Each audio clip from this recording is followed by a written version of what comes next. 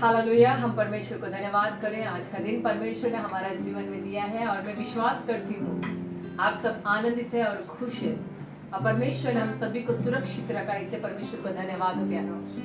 आमीन। हम स्तुति आराधना में जाने से पहले एक वचन को देखेंगे। वचन में ऐसा लिखा है, भजन संहिता 148 में लिखा है, यहाँ की स्तुति करो, यहोवा की स्तुति स्वर्ग में से करो, उसकी स्तुति ऊंचे स्वरों से करो। हालेलुया। यहोवा की स्तुति करो, ऊंचे आवाज के द्वारा उस परमेश्वर की स्तुति करो। प्यारो, हमें सबको पता है कि हम उस चीजों के ऊपर विश्वास करते जो हमारे आंखों में हम नहीं देखते हैं। हमें पता है कि हमारा प्रभु यीशु मसीह जीवित है। एक वचन में ऐसा लिखा, इब्रानी का पुस्तक में ऐसा लिखा है, अब विश्वास आशा की हुई वस्तुओं का निश्चय और अनदेखी वस्तुओं का प्रमाण है। आमीन। वो विश्वास से हमें पता है हमारा परमेश्वर जीवित है। हम विश्वास करते हैं, हम विश्वास करते हैं कि हमारे यीशु मसीह हमारे पापों के लिए इस धरती पर आया। हम विश्वास करते हैं यीशु मसीह हमारे पापों को उस क्रूस पर लिया और हमें ये पता है, हमें खातरी है, हमें भरोसा है, यीशु मसीह हमारे पापों को लेकर क्रूस पर चढ़ा और मुर्दों से तीसरा दिन जी उठा। हालेलुया। और आज हमें यह भी पता है हमारा परमेश्वर के पिता के दाहिने ओर बैठकर हमारे लिए विनती करता है और हम प्यारो, हमारा परमेश्वर जीवित है। सच्चाई से और आत्मा से उस परमेश्वर की आराधना करें, उसकी स्तुति करें, उसके भवन में आए और उसके नाम को मुंह उठाएं। जितना प्रभु की आराधना करेंगे, जितना प्रभु की स्तुति करेंगे, परमेश्वर हमारे साथ हमारे स्थानों को ऊंचे स्थान पर रखेगा। हमें उस जगह से निकलकर आप और अति ऊंचे स्थान पर वो रखेगा और एक दिन वो हमें वादा करते हैं, मैं आऊंगा और तुम्हें लेने के लिए। और परमेश्वर सच में हमें अपने साथ लेके जाने के लिए आने वाले प्यारो। आमीन। तो मिलकर परमेश्वर की आराधना करें, उसकी स्तुति करें, ऊंचे स्वरों से उसकी आराधना करें। हम दुनिया के लोग देखते जो उन्हें पता नहीं है वो लोग क्या करते हैं, फिर भी अपने श्रद्धा के अनुसार प्रभु उनकी अपने श्रद्धा से वो लोग पूजा करते हैं। हमें पता है हमारा परमेश्वर जीवित है, तो कितनी बड़ी रीति से, कितने उम्मीद के साथ, कितने विश्वास के साथ उसकी स्तुति आराधना ना करें प्यारो। तो मिलकर हम परमेश्वर की आराधना करें, उसकी स्तुति करें। आमीन। आए पवित्र आत्मा को हमारे बीच में स्वागत करें। वो सच में हमारे बीच में वो हमें चलाता है, हमें अगुवाई करता है। आमीन। Thank you Jesus. हालेलुया। पवित्र आत्मा, पवित्र आत्मा, तेरा स्वागत है, तू मुझ में छा जा।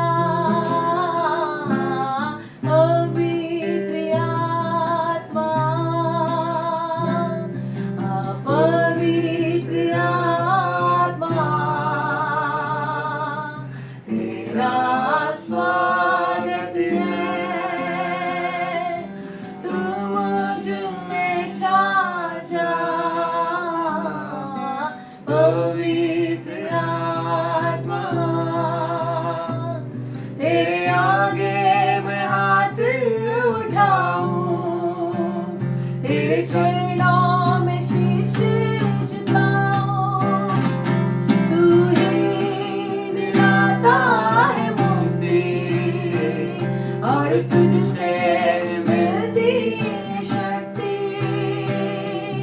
जग में न कोई तुझसे बड़ा, मददगार तू है सदा। जग में न कोई तुझसे बड़ा,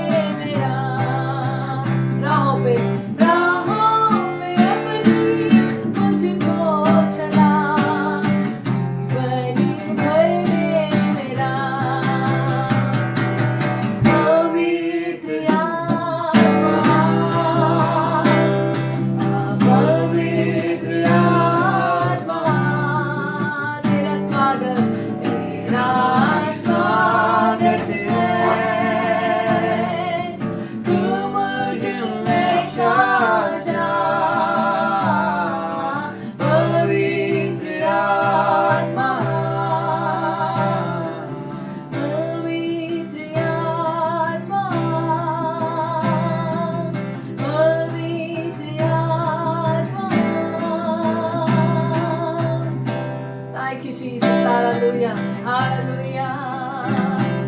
Thank you, Lord. Worship you. सच में परमेश्वर तू हमें छूता है प्रभु जी। जब तेरा स्पर्श हो जाए प्रभु जी, रोगी चंगा पाता है, बीमारी निकल जाती प्रभु जी, शैतान के हाथों में फंसे हुए लोग चंगाई पाते हैं, छुटकारा पाते हैं, अशांति में दबे हुए लोग परमेश्वर शांति पाते हैं। इसलिए हम चाहते हैं समय पर प्रभु जी सभी को तू छू ले मेरे राजा। सभी लोग, जितने लोग स्तुति आराधना में बैठे हैं, जितने लोग सुन रहे हैं प्रभु जी, उनका जीवन में तू कार्य कर करके मांगते हैं, धन्यवाद करते प्रभु जी, तेरी महिमा करते हैं यीशु मसीह के पवित्र नाम से, आमेन। हालेलुया। Thank you Jesus. हम इस गीत को गाएंगे, करा आनंद आनंद आनंद। आमेन। आनंद के साथ प्रभु की स्तुति करेंगे, नाचते हुए प्रभु को धन्यवाद करेंगे। आमेन। Thank you Jesus. Thank you Lord. सब मिलकर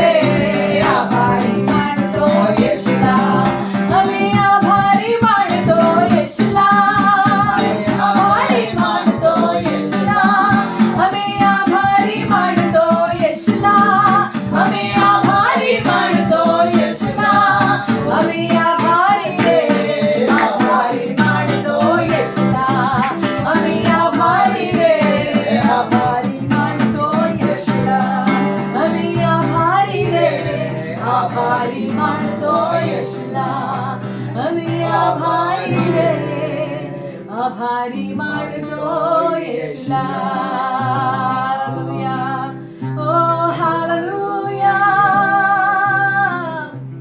थैंक यू लॉर्ड हर बात के लिए आपको हम धन्यवाद करते हैं परमेश्वर तेरी स्तुति आराधना हम करते हैं थैंक यू जीसस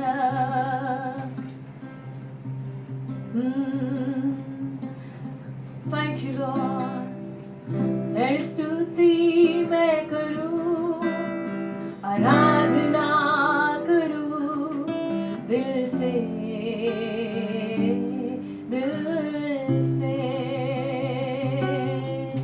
तेरी स्तुति मैं करूं आराधना करूं दिल से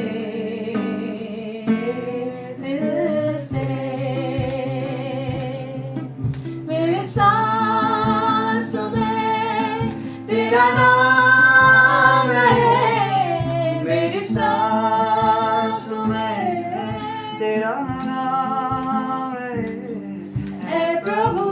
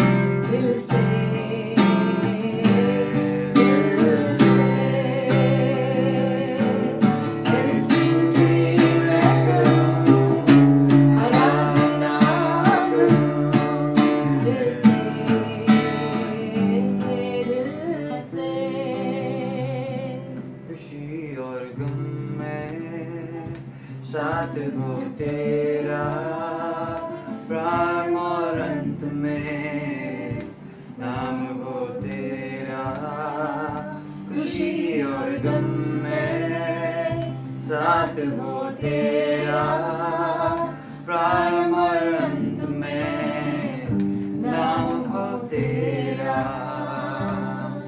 मेरे जीवन का सारा तू मेरे जीवन का सारा तू है प्रभु तू ही तू मेरी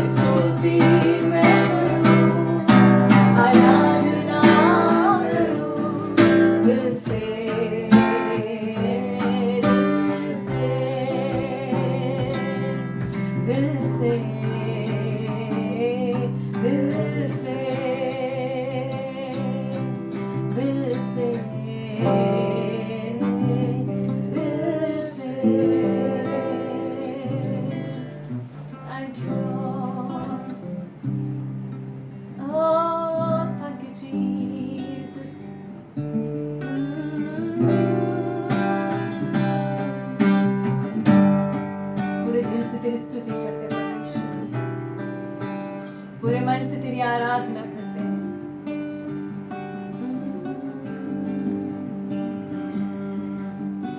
तेरे नाम के लिए जिए हम,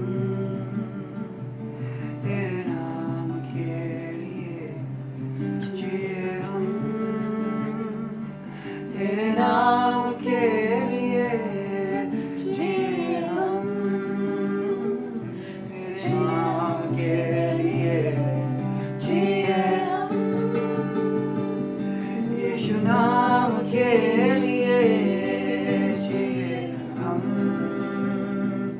तेरे नाम के लिए। आए वादा करे परमेश्वर को तेरे नाम के लिए हम जीना चाहते हैं। यीशु नाम के लिए जिए हम, यीशु नाम के लिए जिए हम, तू बड़े मैं घटू, जीवन से महिमा तुझे मिले, तू बड़े मैं घटू,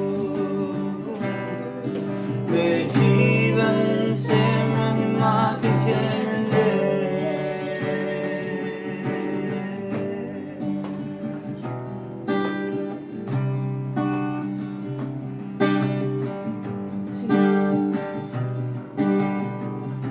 हमारे जीवन की गति तेरी महिमा कर। स्तुतियों के बीच में विराजमान प्रभु, तू बड़े और मैं घटू, स्तुतियों के बीच में विराजमान प्रभु, स्तुतियों के बीच में विराजमान प्रभु, तू बड़े और मैं घटू,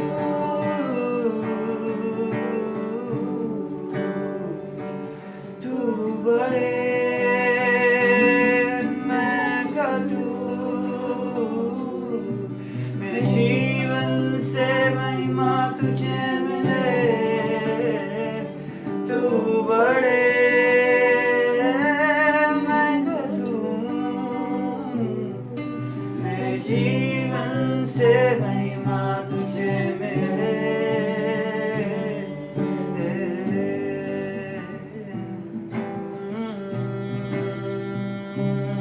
Yes, Lord Jesus.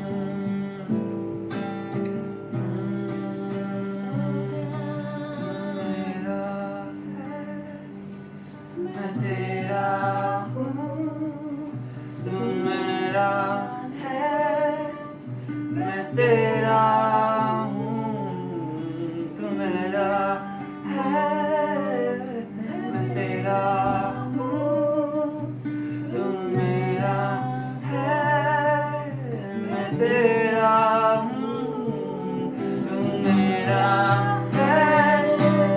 मैं तेरा हूँ, तू मेरा है, मैं तेरा हूँ,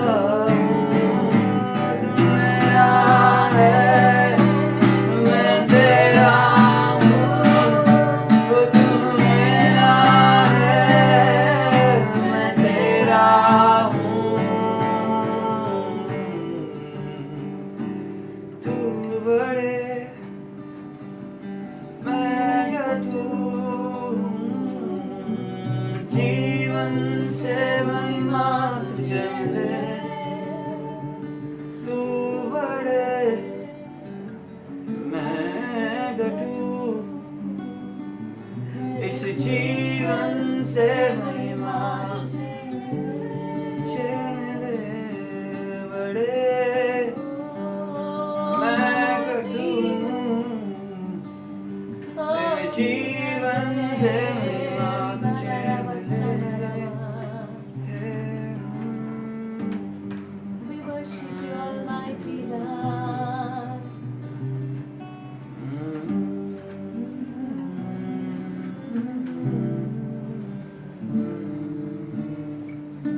Thank you, Lord.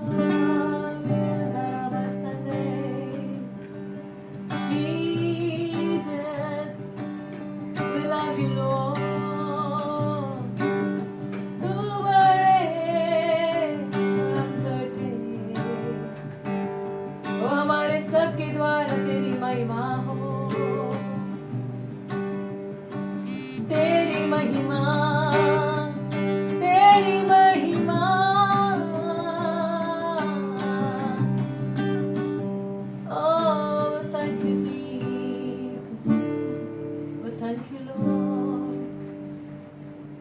Thank you Jesus. हाँ परमेश्वर, हमारे सभी के द्वारा तेरी महिमा हो।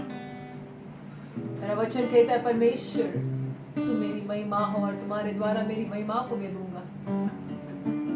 तेरी सृष्टि, तेरी प्रजा परमेश्वर, तेरे चुने हुए जनान, तेरे याजक लोग परमेश्वर समय पर सब मिलकर तेरी उपस्थिति में आए हैं प्रभु जी तेरी महिमा करने के लिए, तुझे उच्च स्थान पर ऊंचा उठाने के लिए।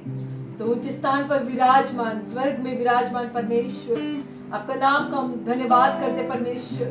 धन्यवाद, आदर, महिमा आपको देते परमेश्वर। सच में पिता तू महान परमेश्वर, सर्वशक्तिमान परमेश्वर, हमारे सभी के द्वारा तेरी महिमा होने दो करके मांगते हैं प्रभु जी।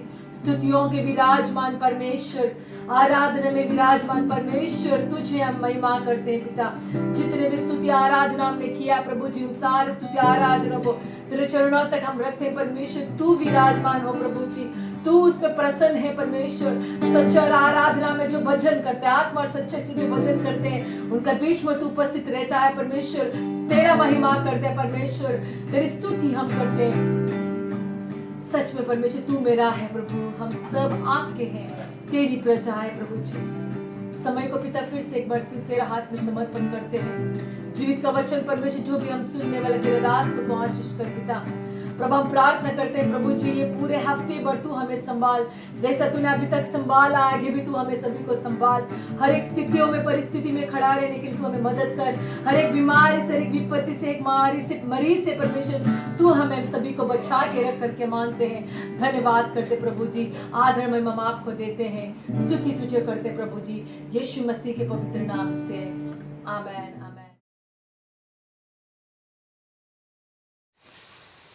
Praise the Lord.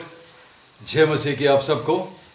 परमेश्वर का बहुत बहुत धन्यवाद आज के इस अद्भुत समय के लिए जो प्रभु ने दिया है, ताकि मैं आज आप लोगों के सामने परमेश्वर के वचन को शेयर करूं। सबसे पहले मैं साथ साथ पास्टर डेनिस डिसूजा के लिए बहुत बहुत धन्यवादी हूं कि उन्होंने मुझे ये अवसर दिया, ये मौका दिया कि मैं इस तरीके से ऑनलाइन में उनकी कलीसिया के लिए प्रचार कर सकूं। और इसके साथ साथ मैं बहुत बहुत धन्यवादी हूँ एवरलास्टिंग लाइफ फेलोशिप का और आप सभी विश्वासियों का जो इस वक्त हमारे साथ ऑनलाइन जुड़े हुए हैं।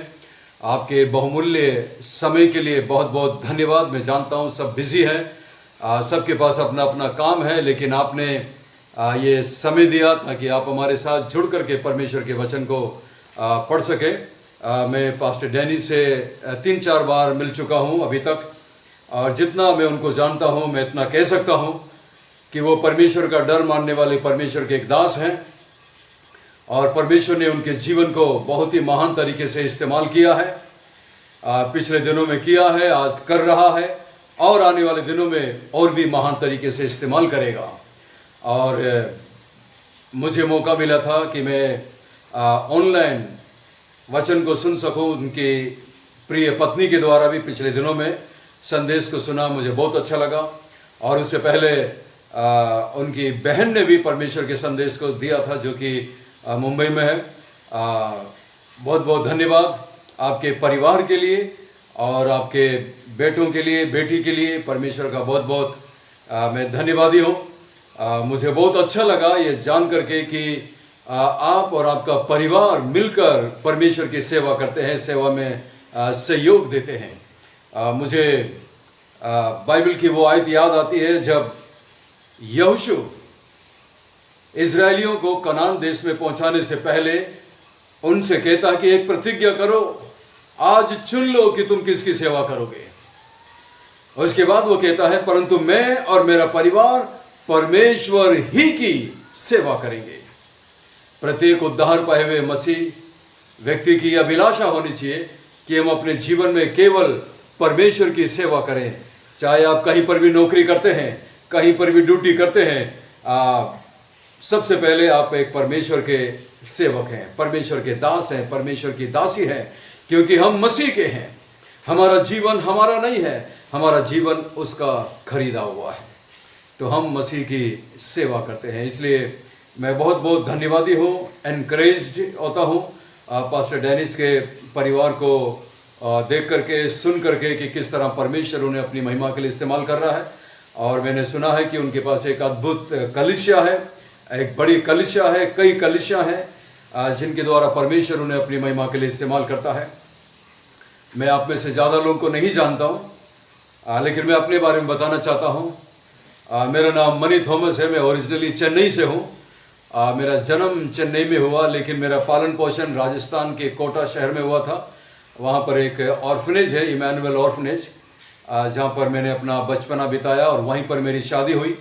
और शादी के बाद मैं सीधा आगरा में आया प्रभु की सेवा करने के लिए, और वहाँ पर मैंने करीब 25 साल फेथ चर्च के साथ रह करके परमेश्वर की सेवा की अपने परिवार के साथ। मेरे 3 बच्चे हैं और इस वक्त मैं गुजरात में भरूच में फेथ कल्वरी चर्च के द्वारा परमेश्वर की सेवा करता हूँ। कृपया मुझे, मेरे परिवार को और हमारी सेवकाई को जरूर प्रार्थना में याद रखिएगा।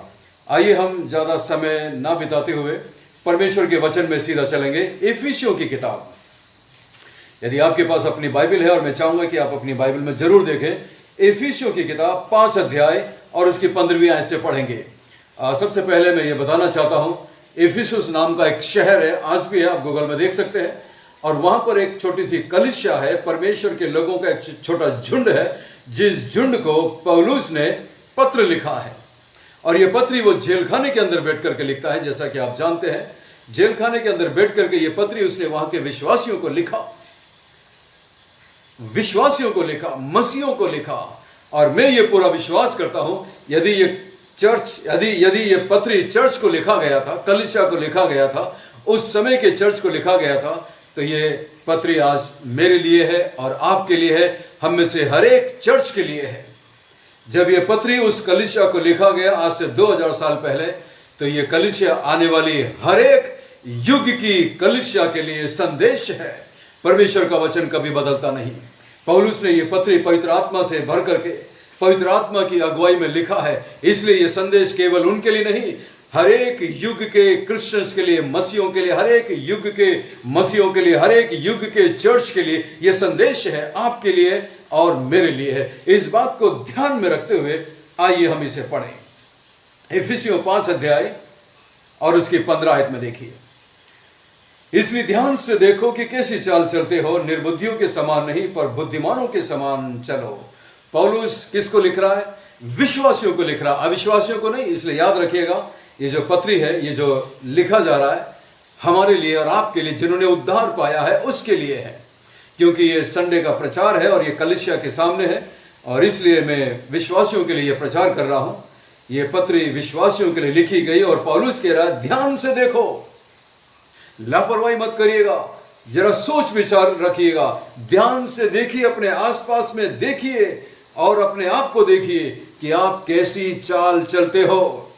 दुनिया में देखो लोग कैसे चाल चल रहे हैं, और आप अपनी चाल चलन को देखिए कि आपका चाल चलन कैसा है। आपके चाल चलन में और संसार के लोगों के चाल चलन में जमीन आसमान का फर्क होना चाहिए। आमीन, प्रेज़ द लॉर्ड। क्योंकि हम संसार के नहीं हैं, हम प्रभु के हैं, हमें उसने अपने लहू से खरीदा है। आमीन, प्रेज़ द लॉर्ड। अब हम नहीं कह सकते मेरी मर्जी नहीं, उसकी मर्जी चलेगी, क्योंकि मैं उसका खरीदा हुआ हूं, उसने मुझे खरीद लिया। इसलिए ध्यान से देखो कि कैसी चाल चलते हो, निर्बुद्धियों के समान नहीं परंतु बुद्धिमान के समान चलो। इस संसार में केवल 2 प्रकार के लोग हैं, एक तो निर्बुद्धि है और एक बुद्धिमान है। आपको मालूम है, प्रभु यीशु मसीह ने नया नियम में मत्ती 7 अध्याय में एक कहानी सुनाई थी कि प्रत्येक मनुष्य जो प्रभु यीशु मसीह की बात को सुनता है और उस पर चलता है, वो उस बुद्धिमान मनुष्य के समान है जिसने अपना घर चट्टान पर बनाया, चट्टान पर नींव डाली और उसने अपना घर बनाया। आंधियां चली, बाढ़ें आई, बरसात आई और तूफान आए और उस घर से टकराई, परंतु वो घर स्थिर रहा, खड़ा रहा। दूसरा व्यक्ति, प्रत्येक जो उसकी बात को सुनता है और उस पर नहीं चलता, वो उस मूर्ख के समान है, निर्बुद्धि के समान है, जिसने अपना घर कहां बनाया? बालू पर बनाया, रेत पर बनाया। आप जानते हैं रेत पर घर बनाने का मतलब क्या है? आपने शायद बचपन में कभी बनाया होगा। आप लोग जो बॉम्बे में हैं, आप कभी समुद्र के किनारे पर गए होंगे और वहां पर बहुत ज्यादा रेत है। रेत पर कभी घर बनाकर देखिए कितनी देर तक रहता है। आप जानते हैं, हम जब बच्चे थे, हम रेत पर घर बनाया करते थे, बहुत सुंदर घर होता था। लेकिन वो ज्यादा नहीं टिकता था। मूर्ख व्यक्ति जो उसकी बात को सुनते तो है लेकिन उस पर चलते नहीं, वो अपना घर रेत पर बनाते हैं। आंधी आती है, तूफान आती है और उस घर से टकराती है और वो घर गिरकर सत्यानाश हो जाता है। याद रखिएगा, दो तरह के लोग हैं, दो प्रकार का मकान है। आंधी और तूफान और बरसात दोनों घरों पर टकराती है, विश्वासी के जीवन में भी और अविश्वासी के जीवन में भी। लेकिन एक घर गिरकर नाश होता है, वो है मूर्ख व्यक्ति का, जो परमेश्वर को नहीं जानता, जो परमेश्वर का तिरस्कार करते हैं। परंतु जो घर खड़ा रहता है वो बुद्धिमान मनुष्य का। और इसलिए आप और मैं जिन्होंने इस मसीह को स्वीकार किया है, हम भले हमारे पास संसार की बड़ी डिग्री नहीं होगी, बाइबल कॉलेज की बड़ी डिग्री नहीं होगी, कोई बात नहीं, आप परमेश्वर की नजर में बुद्धिमान है। बुद्धिमान और ज्ञान में फर्क है, ज्ञानी में और बुद्धिमान में फर्क है। ज्ञान संसार के एक किताब से मिलता है, कॉलेज में मिलता है, स्कूल में मिलता है, लेकिन बुद्धि केवल परमेश्वर देता है। आप और मैं बुद्धिमान हैं क्योंकि हमने इस मसीह को स्वीकार किया। इसलिए लिखा, इसलिए ध्यान से देखो कि कैसी चाल चलते हो, निर्बुद्धियों के समान नहीं पर बुद्धिमान के समान चलिए। इस संसार के लोगों का चाल चलन देखिए कैसे चलते हैं, निर्बुद्धि की तरह ठोकर खाते हैं, गिरते हैं, एक दूसरे को ठोकर मारते हैं, एक दूसरे को नाश करते हैं, एक दूसरे के लिए नुकसान का कारण बनते हैं। लेकिन आप और हम जो मसीह हैं, हमें बुद्धिमान की तरह चलना है। और 16 में देखिए, अवसर को बहुमूल्य समझो क्योंकि दिन बुरे हैं। ये पढ़कर ऐसे लग रहा है जैसे पौलुस हमारे जमाने के लोगों को लिख रहा है, और सच में परमेश्वर का वचन हर जमाने के लोगों के लिए है। दिन बुरे आज ही नहीं है, उस समय पर भी दिन बुरा था, और यदि उस समय पर दिन बुरा था तो जरा सोचिए आज कितना ज्यादा बुरा होगा। प्रतिदिन के अखबार को उठाकर देखिए, आपको पता चलेगा, हेडलाइंस पढ़कर दिल टूटता है।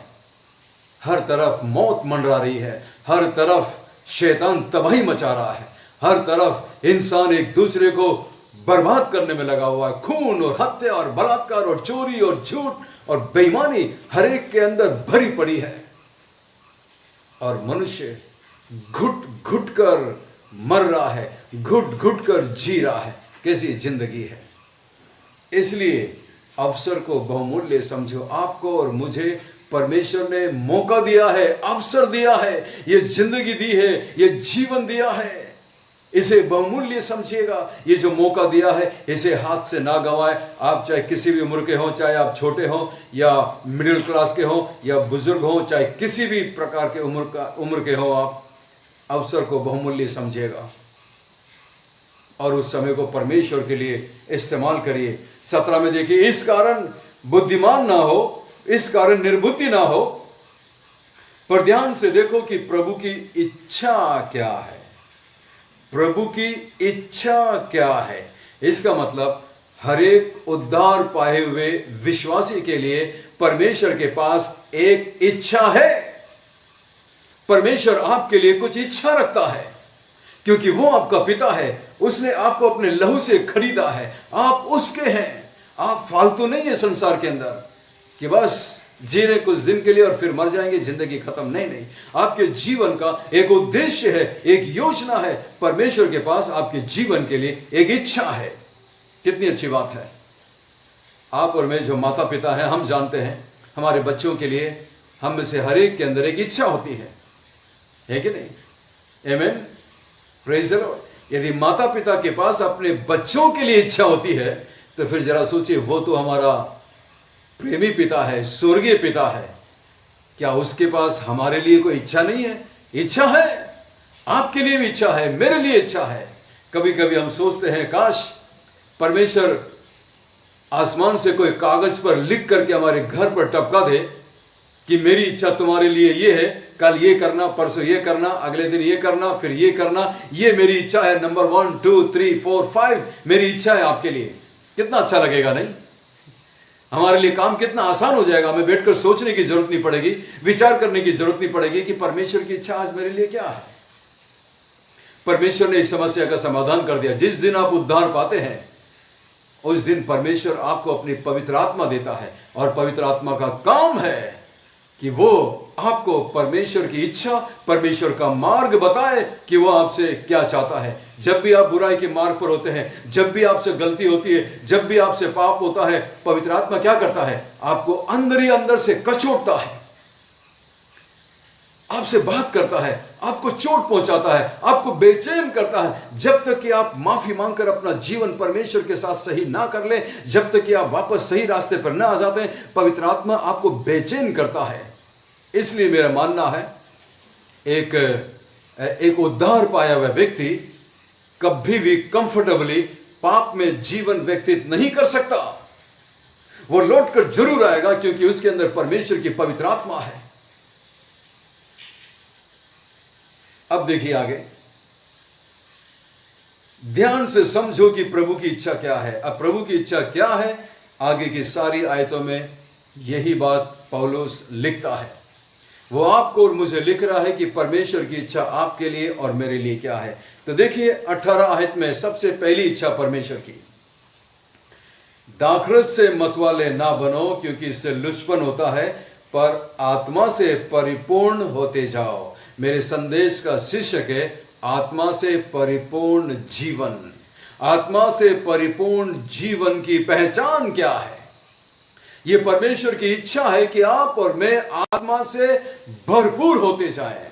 याद रखिएगा, जिस दिन आपने उद्धार पाया, जिस दिन प्रभु मसीह पर विश्वास किया, जिस दिन आपने उसके लहू पर विश्वास किया, उसके बलिदान पर विश्वास किया, पवित्र आत्मा ने आपको आपके पापों के प्रति कायल किया, आपने प्रभु से अपने पापों की क्षमा मांगी, उसे अपने दिल में बुलाया, आपने प्रार्थना करके उसे अपना मुक्तिदाता स्वीकार किया, उस दिन आपका नया जन्म होता है, उस दिन आप उद्धार पाते हैं, और उस दिन परमेश्वर की पवित्र आत्मा आपके अंदर आकर वास करता है।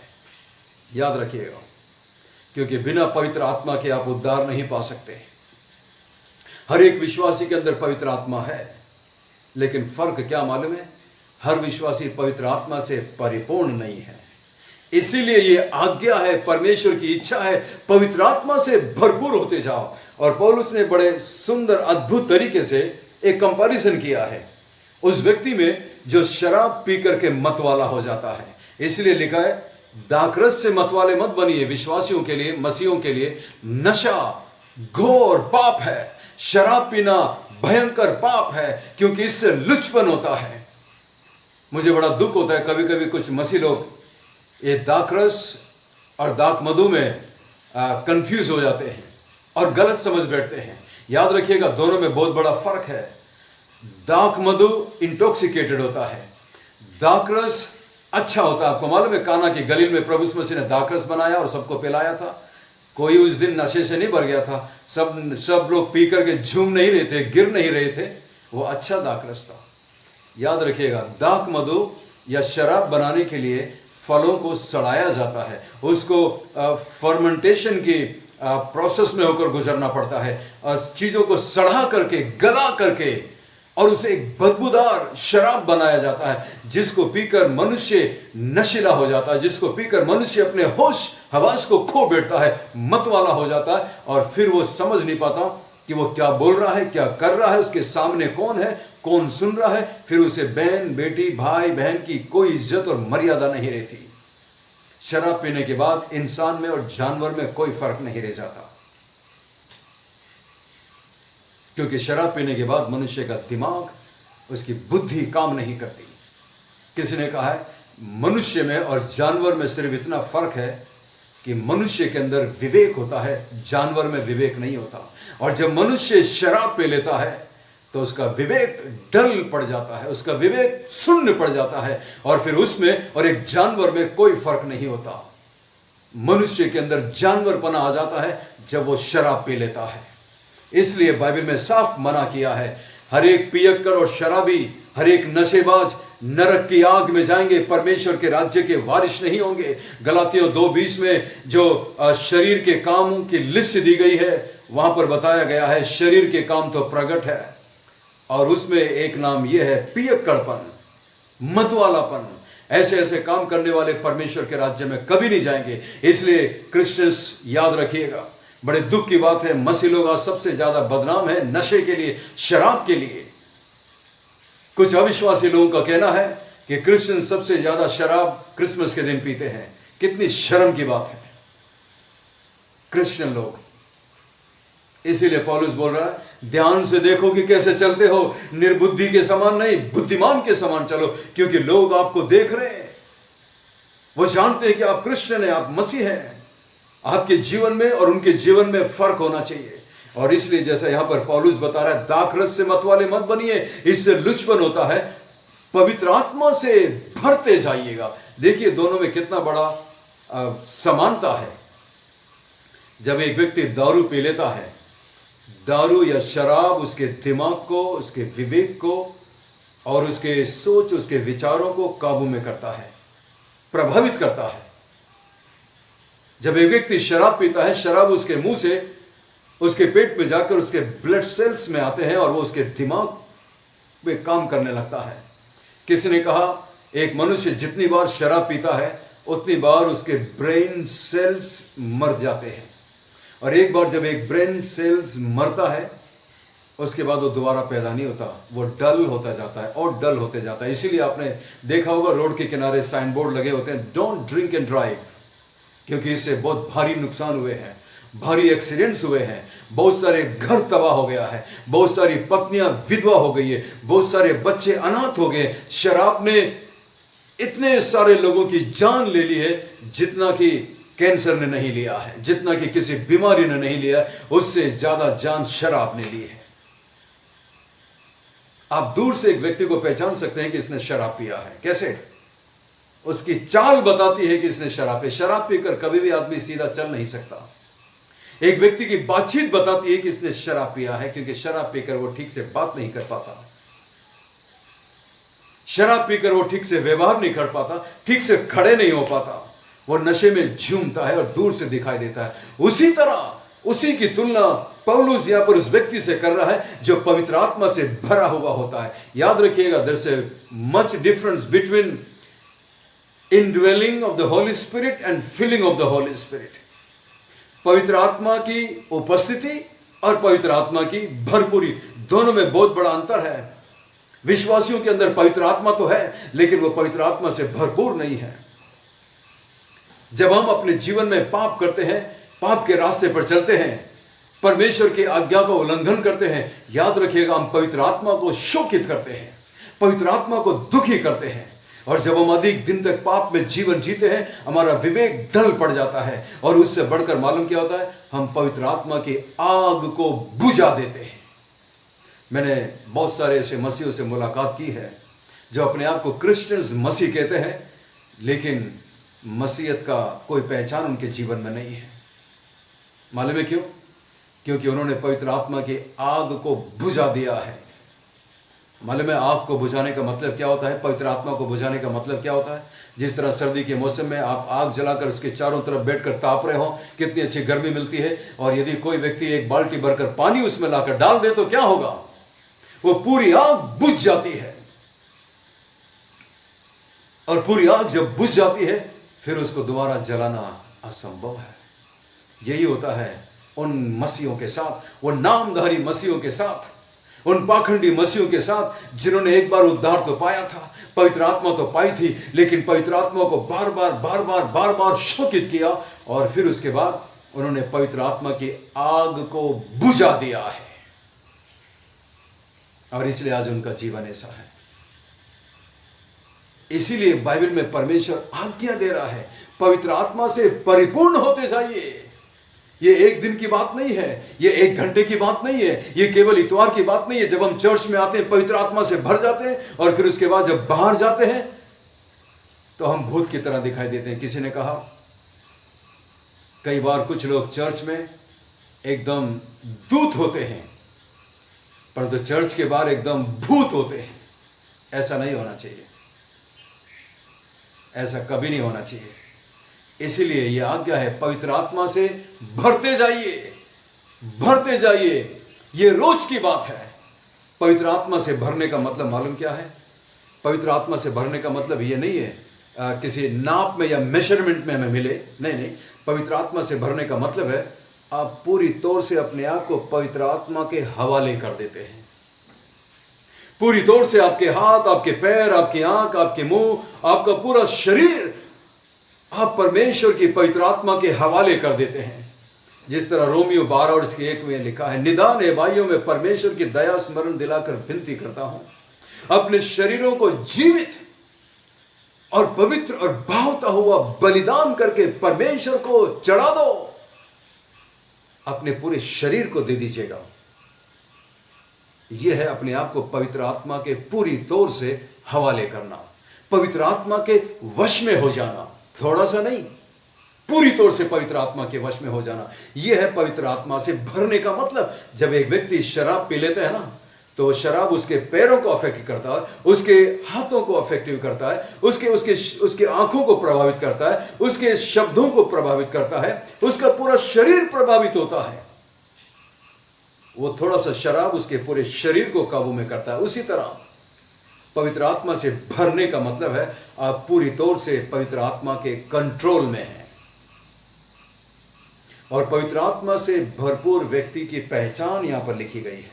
इसके आगे की सारी आयतें 6 अध्याय भी यदि आप पढ़ेंगे वहां पर लिखा हुआ है।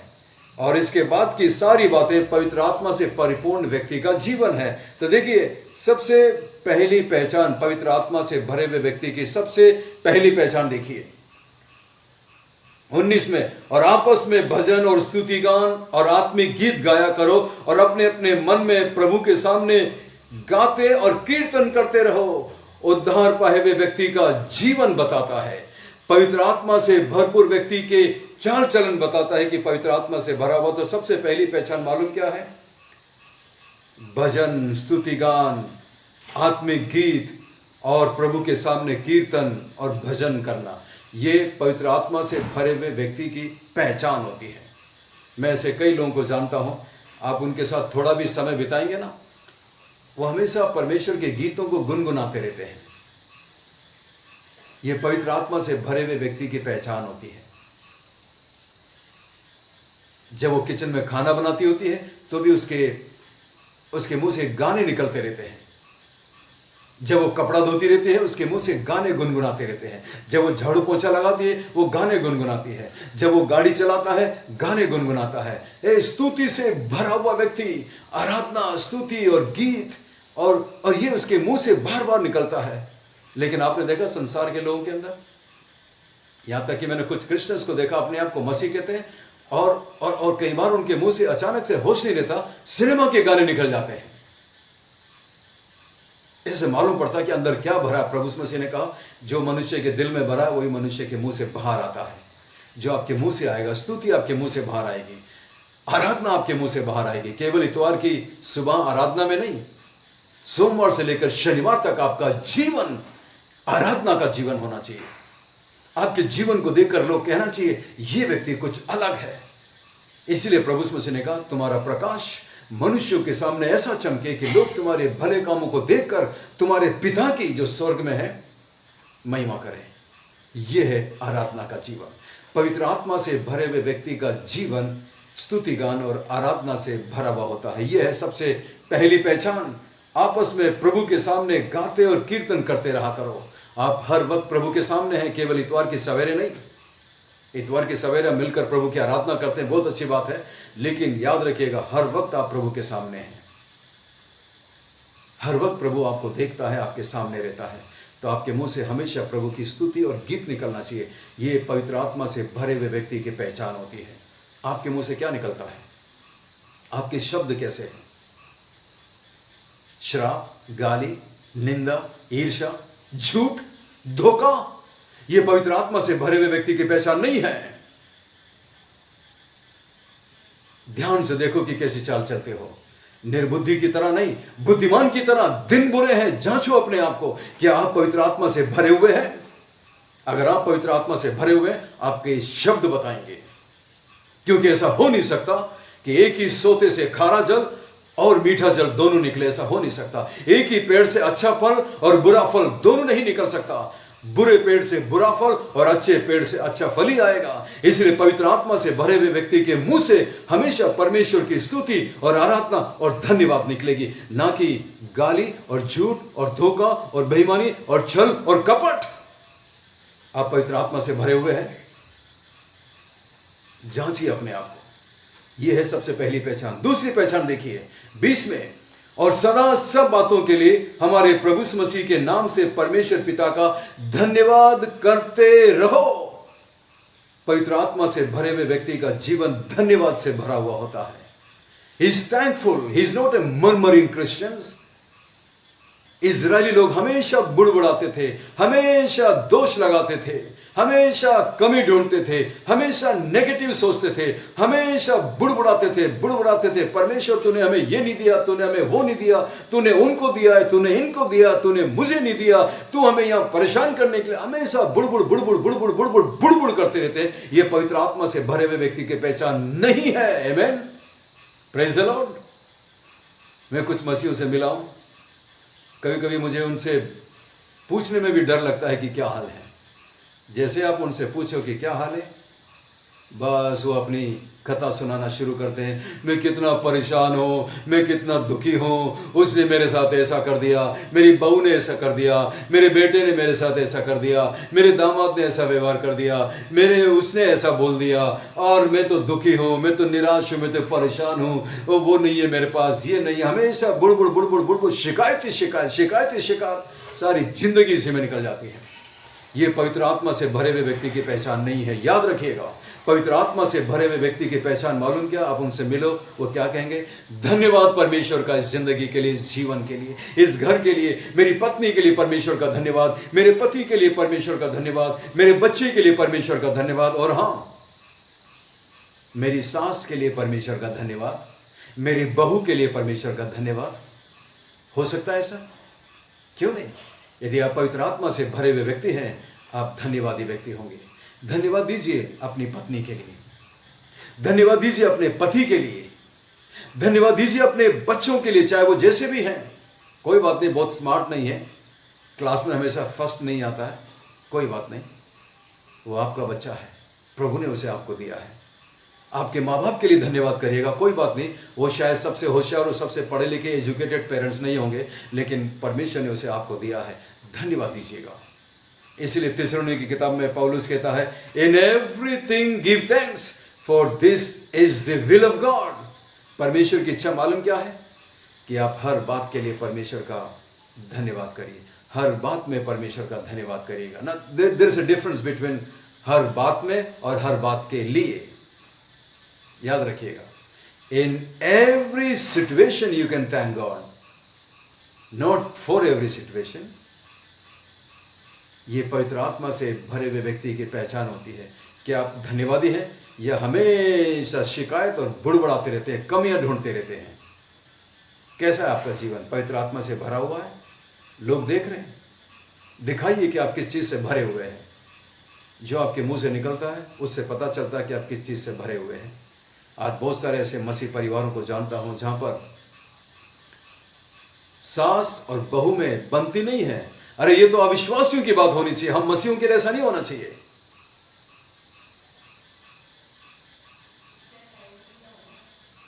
परमेश्वर आपका भला करे, पवित्र आत्मा से भर जाइए। खाली उद्धार पाकर मसीह जीवन जीना काफी नहीं है, पवित्र आत्मा से भरपूरी का जीवन बिताइएगा, और यही आनंदित होने का जीवन है। और आखिरी चीज को पढ़िएगा 21 में, मसीह के भय से एक दूसरे के अधीन रहो। मैं सोचता हूं हम इंडियंस के लिए सबसे कठिन चीज ये है, हम किसी के अधीन नहीं होना चाहते, हम किसी के अधीन नहीं होना चाहते, हम सब अपने आप के बॉस बनना चाहते हैं। कोई बात नहीं, आप बॉस हैं, अच्छी बात है, लेकिन ऐसे क्रिश्चियन याद रखिएगा, हम सब एक दूसरे के अधीन हैं। मैं आपके अधीन हूं, आप मेरे अधीन हैं। मालूम है क्यों? क्योंकि हम एक परिवार के अंग हैं, हम मसीह में भाई और बहन हैं। मैं नहीं कह सकता मेरी मर्जी, आप कौन होते बोलने वाले, मैं जीऊंगा जैसा जीऊं। नहीं, आपको बोलने का पूरा हक है कि भाई आप क्यों ये पाप में जीवन जी रहे, आप ऐसा क्यों चाल चलन चल रहे हैं, आपको बोलने का हक है। उसी तरह मैं आपसे बोल सकता हूं। मालूम है क्यों? मैंने एक बार एक व्यक्ति से बोल दिया था जो अपने आप को मसीह कह रहा था, यहां तक कि वो अपने आप को एक क्रिश्चियन लीडर कह रहा था, और थोड़ी देर में उसने अपनी जेब से सिगरेट निकाली और पीना शुरू किया। मैंने उससे कहा, भाई आपको शर्म नहीं आती? आप अपने आप को क्रिश्चियन लीडर बोलते हैं और आप ये नशा कर रहे हैं, ये धूम्रपान कर रहे हैं, आपको शर्म नहीं आती? आपको पता है वो बहुत नाराज हो गया मुझसे और उसने अपनी आस्तीन चढ़ा ली और बहुत गुस्से में मेरे से बोला, अंदर आ, मैं तुझे दिखाता हूं कि मैं कौन हूं। तू कौन होता मुझसे पूछने वाला? मैंने कहा भाई अभी पता चला कि मैं कोई नहीं हूं। मैंने समझा था कि आप एक क्रिश्चियन हैं और एक क्रिश्चियन होने के नाते आप मसीह में मेरे भाई हैं, इसलिए मेरा हक बनता है। आपको मालूम है कैन और हाबिल की कहानी? जब कैन ने हाबिल को मार दिया, परमेश्वर ने पूछा था, कैन तेरा भाई कहां है? उसने क्या बोला? क्या मैं मेरे भाई का रखवाला हूं? परमेश्वर आपसे आपके भाई का लेखा लेगा, इसलिए हम एक दूसरे पूछ सकते हैं। हमें एक दूसरे के अधीन रहना है। हम खुले हुए बैल की तरह नहीं है। इसलिए प्रभु यीशु मसीह ने कहा मत्ती 11:28 में, हे बोझ से दबे परिश्रम करने वालों मेरे पास आओ, मैं तुम्हें विश्राम दूंगा। मेरा जुआ अपने पर उठा लो और मुझसे सीखो। मेरा जुआ अपने ऊपर उठा लो। हम जुए के नीचे आ जाते हैं। हम खुले हुए बैल नहीं हैं, हम यीशु मसीह के जुए के नीचे हैं। हम सब एक दूसरे के अधीन में हैं। इसलिए पवित्र आत्मा से भरे हुए व्यक्ति की पहचान मालूम क्या है? हम एक दूसरे के अधीन में हैं। मैं आपके अधीन में हूं, आप मेरे अधीन में हैं। You are accountable to me and I am accountable to you. जब आप अपने मसीह जीवन में गलत काम करेंगे, इससे मसीहत को बदनामी होगी और मैं भी मसीह हूं, मेरी भी बदनामी होगी। इसलिए आप मेरी परवाह करिए, मैं आपकी परवाह करूंगा और इस तरीके से हम एक मसीह परिवार के हो जाते हैं और इसलिए हम एक दूसरे के अधीन हैं। और उसके बाद पति पत्नी के लिए बहुत अच्छा है, पत्नी अपने पति के अधीन रहो। सबसे पहले एक दूसरे के हम अधीन में हैं। पति इसका मतलब ये नहीं बोले अरे पत्नी मेरे अधीन में रहेगी, मैं अधीन में नहीं रहूंगा। नहीं नहीं, मसीह में हम दोनों एक दूसरे के अधीन हैं। वो मुझसे पूछ सकती है, मैं उससे पूछ सकता हूं। वो मुझे डांट सकती है, मैं उसे डांट सकता हूं, क्योंकि हम मसीह में एक दूसरे के अंग हैं, एक दूसरे के अधीन हैं। हाँ, लेकिन पत्नी को अपने पति के अधीन में रहना है और पति के लिए आज्ञा है कि वो अपनी पत्नी से प्रेम करे। जरा सोचिए, जो पति अपनी पत्नी से बेहद प्यार करे, फिर देखिए कौन सी पत्नी उसके अधीन नहीं होगी। कोई भी पत्नी अपने पति के अधीन रहेगी जो उससे बेहद प्यार करता है। और उसके बाद नीचे लिखा हुआ है, बच्चे अपने माता पिता का आज्ञा का पालन करें। पवित्र आत्मा से भरे हुए पति पत्नी की पहचान, पवित्र आत्मा से भरे हुए बच्चों की पहचान कि वो अपने बच्चों के प्रति आज्ञाकारी होते, अपने माता पिता के प्रति आज्ञाकारी होते हैं। लेकिन आज हम देखते हैं बहुत सारे बच्चे थोड़ा बड़ा हो जाते हैं, थोड़ा पढ़ लिख जाते हैं, फिर वो अपने माँ बाप का तिरस्कार करते हैं, उन्हें तुच्छ जानने लगते हैं। ये शर्म की बात है, ये बहुत ही ज्यादा गंभीर बात है। बच्चों, अपने माता पिता का आदर करिए। कोई बात नहीं आप कितने बड़े हैं, आप कितने ज़्यादा पढ़े लिखे, इससे कोई फर्क नहीं पड़ता। ये बाइबल में परमेश्वर की आज्ञा है, अपने माता पिता का आदर करो। यह है पवित्र आत्मा से भरे हुए व्यक्ति की पहचान। क्या आप पवित्र आत्मा से भरे हुए हैं? परमेश्वर आपकी और मेरी, हम सब की मदद करे। अपने आप को जांचें और परखें कि परमेश्वर की इच्छा क्या है। यह है परमेश्वर की इच्छा कि आप पवित्र आत्मा से भरपूर जीवन बिताएं, हर रोज हर रोज। आइए हम प्रार्थना करें। स्वर्ग में विराजमान जीवित और जिंदा परमेश्वर, अनुग्रहकारी दयालु पिता, धन्यवाद आपके प्रेम, आपकी आशीषों के लिए। धन्यवाद आपने अपना लहू काल्वरी के क्रूस के ऊपर मेरे लिए बहा दिया और आपने अपने बहुमूल्य लहू से मुझे खरीद लिया। मैं आपका हूं प्रभु। अब मेरी मदद करिए, मेरी सहायता करिए प्रभु जी। जो पवित्र आत्मा आपने मुझे दी है, मेरी मदद करिए प्रभु, ताकि मैं उसे शोकित ना करूं, उसे बुझाऊं नहीं, बल्कि प्रतिदिन पवित्र आत्मा से भरपूरी का जीवन बिता सकूं। मेरे मुंह के शब्द, मेरे चाल चलन, मेरी बातचीत, मेरा व्यवहार, मेरा सब कुछ ये दिखा सके कि मैं पवित्र आत्मा से भरा हुआ व्यक्ति हूं।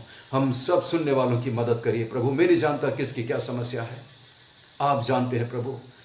आप अपनी पवित्र आत्मा के द्वारा उन्हें कायल करिए ताकि वो पवित्र आत्मा से भरपूरी का जीवन बिता सके और हम दुनिया में एक ज्योति की तरह चमक सके और बहुत सारे लोगों को आपके नज़दीकता में लेकर आने वाले हो सके। धन्यवाद महान परमेश्वर इस अवसर के लिए। मैं विशेष प्रार्थना करता हूँ पास्टर डेनिस के लिए प्रभु, उनके अद्भुत कलीसिया के लिए, उनके परिवार के लिए, उनकी पत्नी, उनके बच्चों के लिए प्रभु। मैं प्रार्थना करता हूँ अपनी महिमा के लिए महान तरीके से इस्तेमाल करिए प्रभु। धन्यवाद धन्यवाद। प्रार्थना सुनकर जवाब देने के लिए सब कुछ यीशु मसीह के मीठे और महापवित्र नाम से मांगते हैं, आमीन।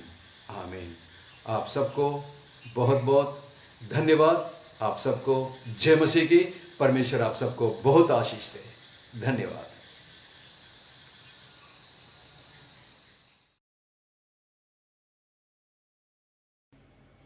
प्रेज द लॉर्ड सभी को। प्रभु ने वापस मुझे और एक नया संडे दिया। हम घर पे बैठकर वापस हम प्रभु की उपस्थिति में आए हैं। परमेश्वर के नाम की महिमा हो। और आपने संदेश के द्वारा आशीष पाया रहेगा। पास्टर ने बहुत अच्छा संदेश को दिया। मैं विश्वास करता हूँ परमेश्वर ने आपको संदेश के द्वारा आशीष किया। आइए हम रोटी और दाखस के लिए हम प्रार्थना करें। पिता, हम धन्यवाद करते हैं सुंदर समय के लिए और सुंदर उपस्थिति के लिए। पिता, हम आपको महिमा करते हैं। प्रभु यीशु हमारे लिए इस धरती पर आया, हमारे लिए मारा गया, हमारे लिए गाड़ा गया प्रभु, और हमारे लिए तीसरा दिन मुर्दों से जी उठा प्रभु। धन्यवाद करते हैं प्रभु यीशु मसीह, आपका पवित्र बलिदान के लिए हम धन्यवाद करते हैं। प्रभु, आपने उस रोटी को तोड़ा, हमारे लिए उस शरीर को प्रभु आपने तोड़ दिया, और उस प्याला को आपने लिया, हमारे लिए उस लहू को बहाया प्रभु। हम इस समय पर विश्वास करते हैं प्रभु यीशु, 2000 साल के पहले आपने हमारे पापों के लिए क्या कुछ ना किया। हम याद करते हैं प्रभु। फिर एक बार हमारे जीवनों को आपके सामने लाता हूँ। पवित्र आत्मा इस समय पर हमारे हृदय को छू ले प्रभु, हमें स्पर्श कर। पर सारे गलतियों को पिता हम मानते हैं प्रभु, और पश्चाताप करते हैं। यीशु, आपका पवित्र रक्त से हमारे हृदय को धो लो प्रभु, और हमें आप शुद्ध कर प्रभु।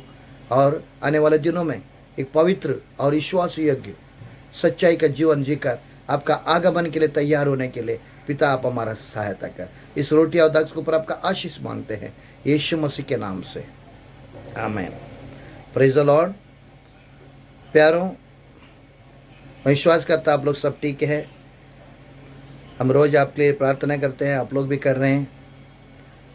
लेकिन मेरा विनती है प्यारों, जूम में बहुत लोग कम आते हैं।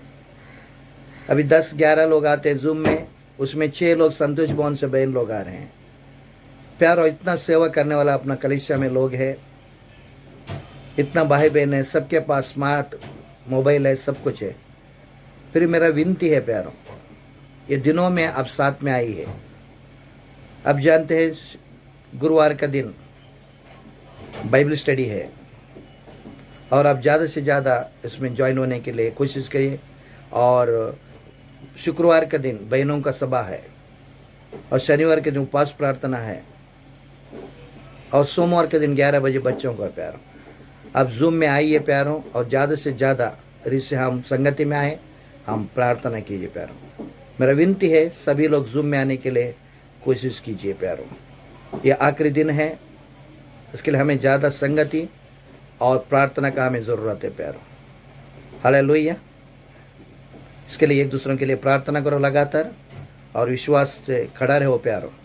कुछ भी प्रार्थना निवेदन है आप हमसे कहिए, हमें बताइए, हम आपके लिए प्रार्थना करेंगे। और प्रभु आप लोग को सबको आशीष करे।